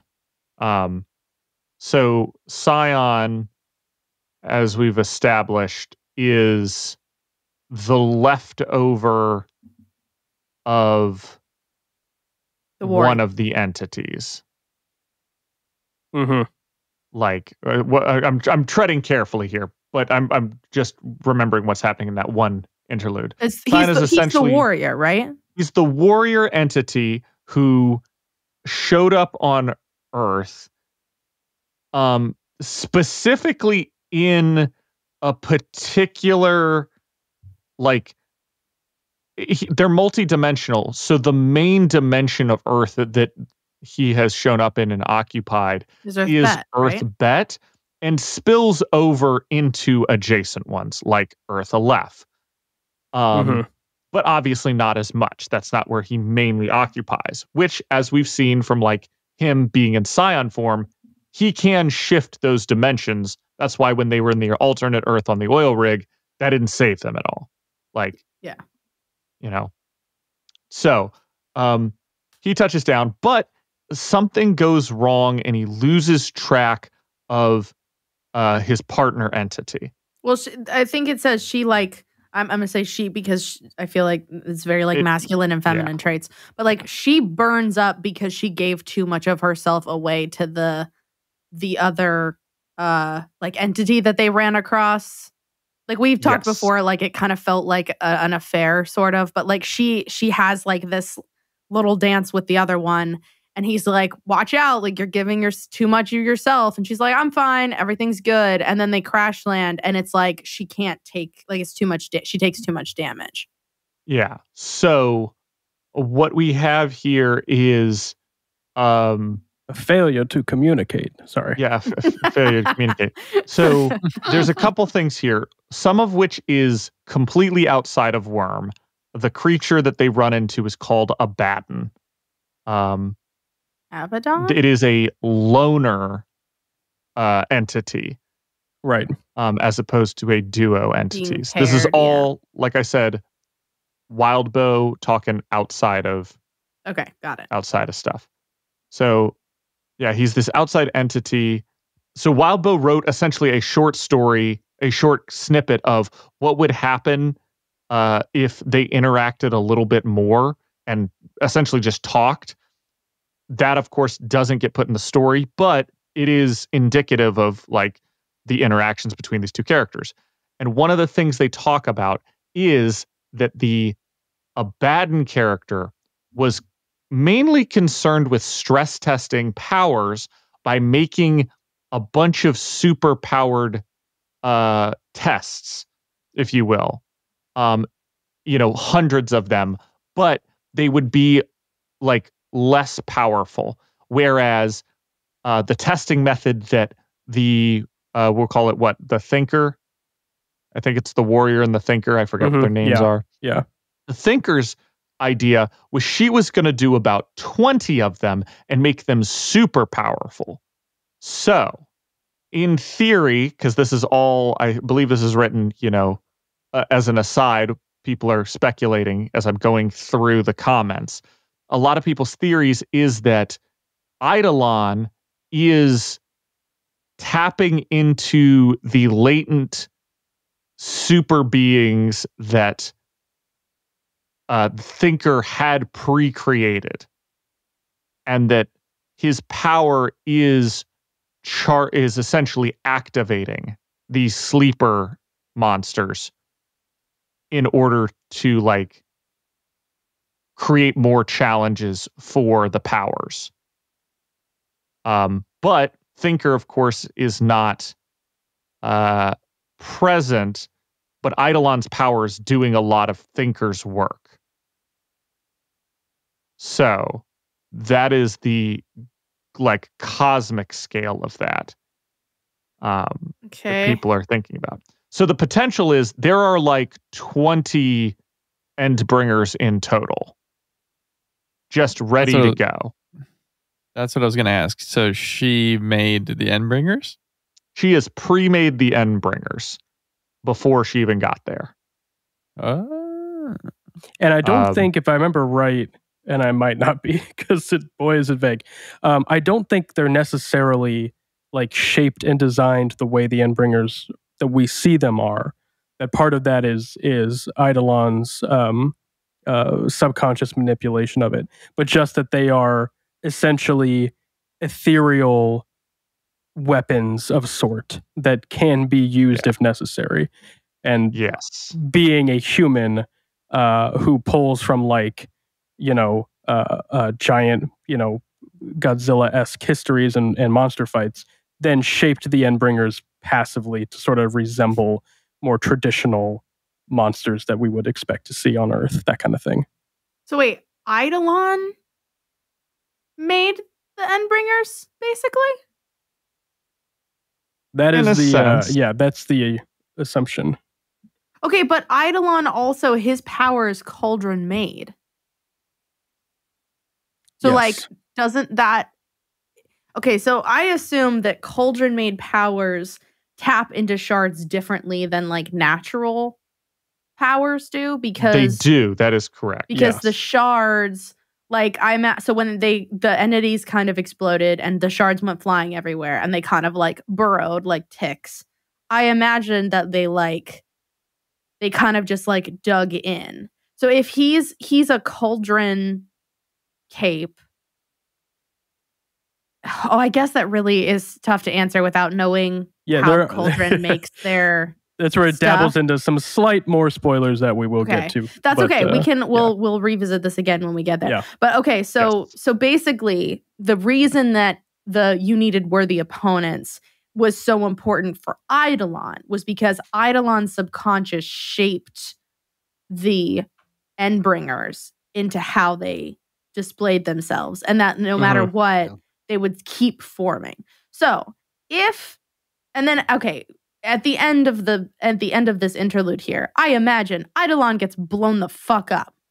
I think that's the assumption. Yeah. Okay. So does that mean that the Endbringers were for Eidolon, like they were made for Eidolon specifically? Like not specifically for him, but like with Eidolon in mind, like that shard in mind. There is some wordplay, and that I know we've been praising Wildbow this entire time with all credit due. There is some wordplay that I think Wildbow intended, but does not carry over quite so well in the arc. But there's this phrase that Eidolon uses a lot, going all the way back to the Leviathan fights and like his first interludes and things like that. But Eidolon, he constantly references that I need this power, or I need to be this strong. He uses the word need a lot. And what he's mentioning, he's talking about how he needs to be strong enough. He's not strong enough. He needs the powers to be stronger. He needs. And so Scion's direct phrase, you needed worthy opponents. It hits him that what his power was doing was his power was subconsciously, unwittingly creating scenarios that he needed in order to stress test himself. Gotcha. And so he's discovering in that moment that in his desire, in his need for power, he was creating the various scenarios he needed to achieve that power, which of course resulted in the death of billions. So it's yeah. Okay, It's- that's excellent. Now it hits. That's what I needed. Yep. I appreciate that. And like like you mentioned, he does have a cauldron power, so we'll have to revisit Okay. a bit of this later. And I think it's So, sort yeah. of a meta, and sort of like a meta narrative of kind of superhero stories too, because it sort of highlights this moment where the ideals of heroism, which Eidolon kind of represents, right, clashes with like the reality of what that can entail. Early Zack Snyder's Superman did a little bit of that, right, with the like showing that if Superman actually fought, like entire towns get wiped out, like that kind of thing. And I think let's not give any credit to Zack Snyder on this. Listen, this was talked about in a lot of other Superman and Batman stories forever ago. It's like, that is very fair. People keep showing up to Gotham because Batman's there, and they're like, "Oh my gosh, let's take him on." Right? Because other cities don't seem to have this superpowered criminal problem. It's just Gotham City. Okay, right. Continue. No. I mean, it's very fair. I credit with Zack Snyder with showing it for the first time so clearly. But yes, I digress. I was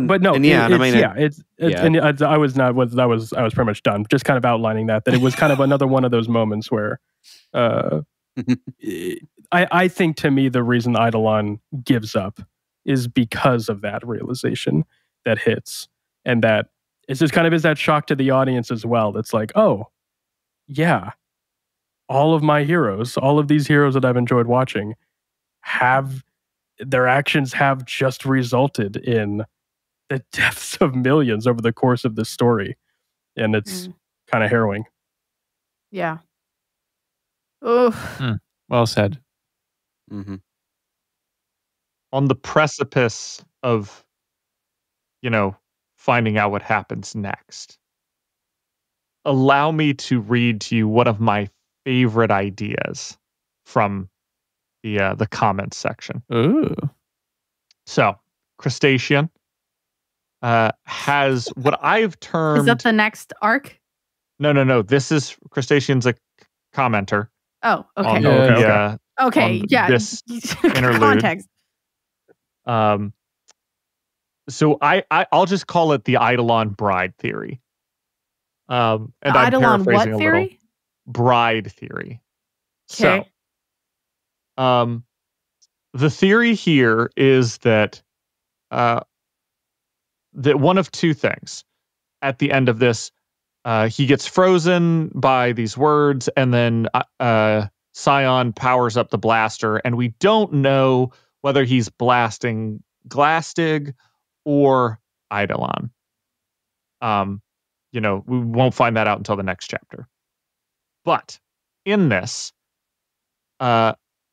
Scion is a creature of that lacks creativity, as we've shown.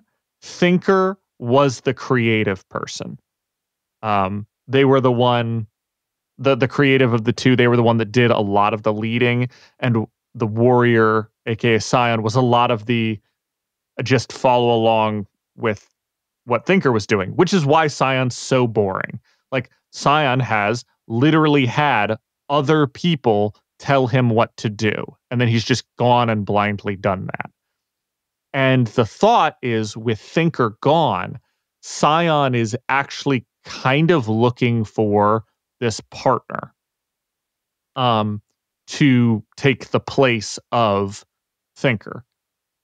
And in this case, Eidolon is doing a lot of the lifting that, like, and tapping into a lot of the powers that Thinker had. So perhaps Scion is trying to get Eidolon or Eidolon's shards to become another entity and become the partner to Scion.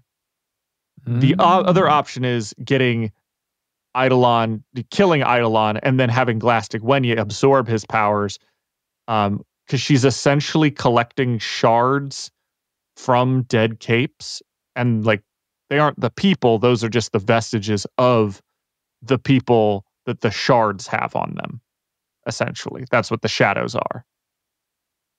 And so Galactic Wenye is actually she's the fairy queen, but maybe Scion is the fairy king. Hmm. So that I like the is first one better, but that's very interesting. I mean, I assumed that Glastic Wenye, because I thought that Taylor brought it up, or maybe Eidolon did. I can't remember which chapter it was in, but that Glastic Wenye would step in and like join Scion as the counterpart. Yeah, if it became that bad. Yeah. I mean, because think about it. Scion kills literally everyone. Yeah. And then She Glastic Wenye takes all the harvests shards. literally Right. everyone. Yeah. And when she has everyone, that's enough to probably put together a big alien slug creature, you know? You're Yeah. right. Yeah, interesting. A I've worm, got so you many might fun say. theories about the old entities Yeah. we'll have to touch on after this whole journey is done. The only other fun thing that they talk about is they mention the slug. The slug. I believe this is involved with the cauldron, talking about it's something that Legend is remembering, or not Legend, Eidolon is Eidolon. talking about, I think with Legend, where they're like, basically, do we slug him? Like, do we give him to the slug? And they're like, nah, it wouldn't work or something. Yeah. And this is one of those where there's a lot of information about it that's fun to read, but isn't talked about in story at all. This is all Wildbow talking, doing a lot of interviews and talking on a lot of stuff about it. The slug is a Case 53 that Cauldron has. A limbless, hairless man with a big mass around his neck, whose power allows him to edit brains. He can brainwash, erase memories, implant knowledge of things like the English language. And they believe that the slug is responsible for setting up the Nemesis program weak points. Like the whole, you give them the code phrase and then that person fails. Yeah. That is what the slug can do. Interesting. They also, because he can edit brains, it is speculated by Wildbow that he can choose to remove or quarantine the power section, the what is that, the corona palentia in the brain. It just, you don't get that power anymore. All your power is cut off.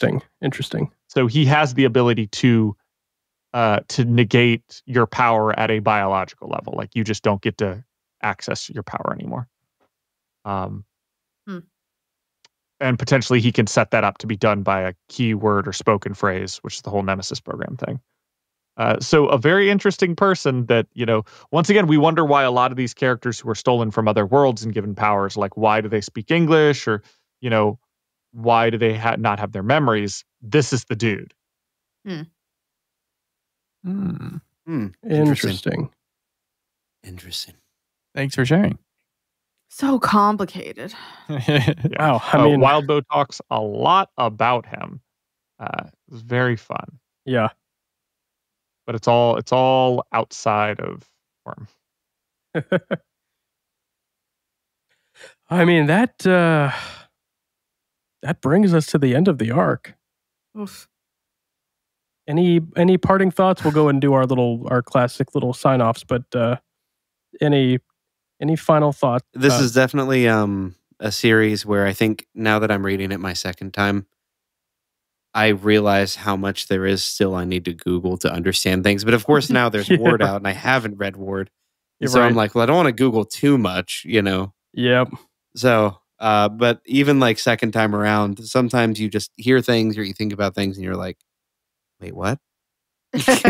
What? Like, So I completely forgot, as many times as I've read this, that there is a third entity in the story.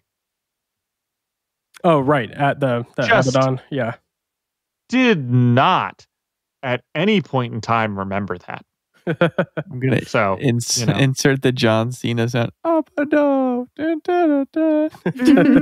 That's what I hear in my head every time. Yeah. Instead of Abaddon. But yeah, and then you look up and you're like, hey, what's up with that third entity? And they're like, oh, you mean Abaddon and all the other entities? And you're like, whoa, there are other entities? And they're like, yeah, they're just, you got to go in the deep lore. You gotta go to. Sometimes Wildo sneezes and he's like, oh shoot, there's 25 other entities. And you're like, what?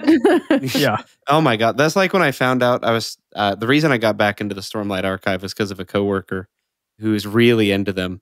And he's like, well, you know that all of Brandon Sanderson's works are connected, right? And I'm like, what? Excuse me?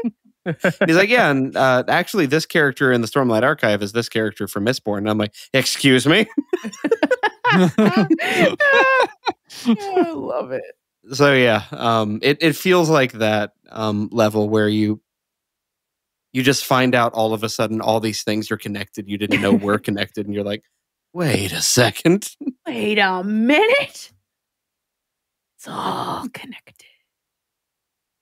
Quick thought, and I might have mentioned this. I don't think I mentioned this before, but if I did, we'll just cut this all out. When Shadowstalker and Taylor are talking, it made me think.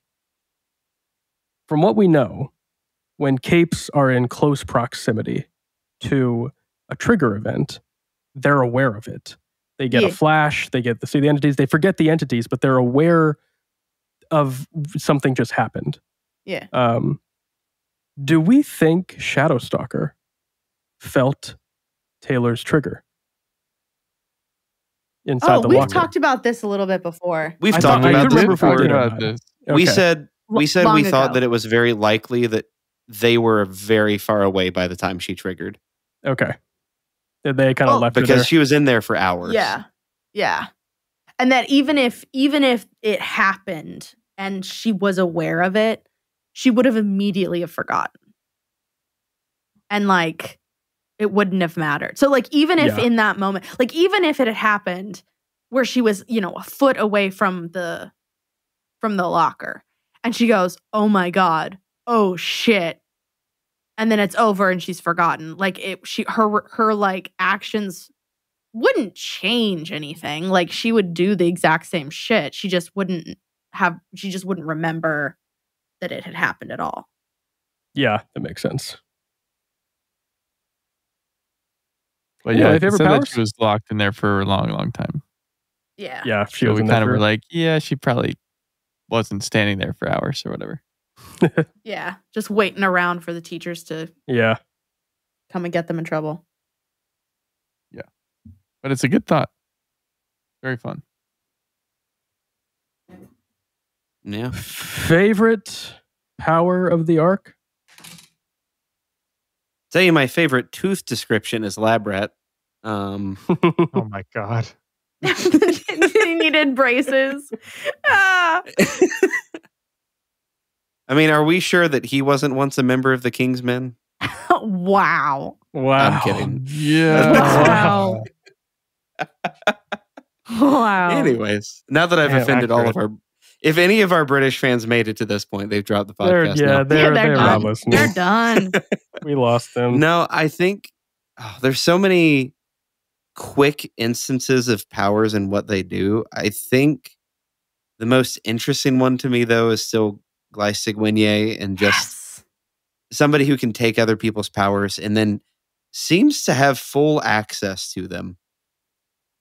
And then Scion can destroy them, though, which is also kind of interesting. So anyways, yeah, Glycygwinier is just really cool. I love Glass. Very cool. Really, really cool. So much. I think she's been my favorite power a couple of times now. When she first showed up, I was like, it's classic Wendy. Man, yeah, there's so many. I do really like Ingenue. I think Ingenue is pretty cool. And I just love a good villain that's like a seductress and like fucks with people's heads. I do like that. He is that, yeah. Yeah, I mean, I love the whole concept of the birdcage and all these crazy, evil Yeah. capes. Yeah, I'm a big string theory fan. I love how they villain differently than everybody else, and how they just what's their thing? Oh, I build the super villain blow up the moon fucking F driver laser weapon. Yeah. Blow up Come on, the moon. firmament driver, the I god love it. driver. Come on. It's good. It's real good. What were you doing? Oh, I was ransoming people to not have me throw the moon out of orbit. Yeah, string theory is full on comic book villain. Just yeah. I am Omega power. going to take the moon. Yeah, exactly. Yeah, other people be out here like, ooh, I'm gonna rob a bank. Like, ooh, Yeah. I'm gonna rob the universe. Very Dr. Doofenshmirtz, you know? Yeah. Doofenshmirtz Evil basically. Incorporated. I do love her too, just for the like, boom, got him, haha, and then just immediately, like, you just imagine is she like Edna Mode? I just imagine she looks like Yes. Edna Mode. Yeah. Is like the vibe I'm getting, I right? love it. I was getting more like just general, honestly, strong like Bakata vibes, but less malicious. Just Yeah, same yeah, like Edna Mode. Yeah, I Maybe not guess as like Edna, tall. big, dramatic. You know, Maybe not as tall as Bakata. I was getting Not as tall as vibes. Edna Mode. No, I was said getting not as tall as Bakata. I was getting string bean theory. You know, Shorter String than bean Edna theory. Mode.